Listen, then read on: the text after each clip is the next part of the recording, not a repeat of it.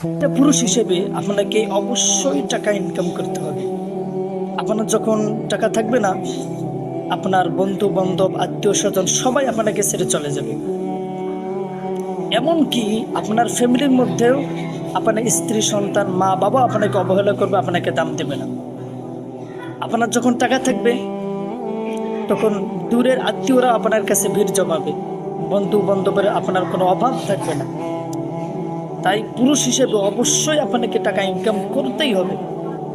হ্যাঁ, আপনাকে টাকা ইনকাম করতেই হবে। সমাজ আপনাকে দাম দেবে, মূল্যায়ন করবে, কিন্তু ওই টাকাটা হারাম পথে হারাম পন্থায় নয়। আপনাকে টাকা ইনকাম করতে হবে হালাল পন্থায়। হালালের মধ্যে আল্লাহ পাক রব্বুল আলামিন আপনাকে বরকত দান করবে।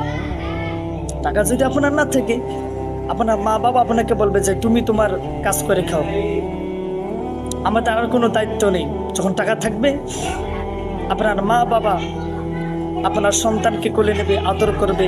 পাড়াপড়শি বন্ধু বান্ধব আত্মীয় স্বজন আপনার সন্তানকে কোলে নেবে, আদর করবে। যদি টাকা না থাকে, কেউ আপনার সন্তানকেও কোলে নেবে না, আদর করবে না। এটাই হচ্ছে চির বাস্তবতা। তাই হালাল পন্থায় টাকা উপার্জন করুন।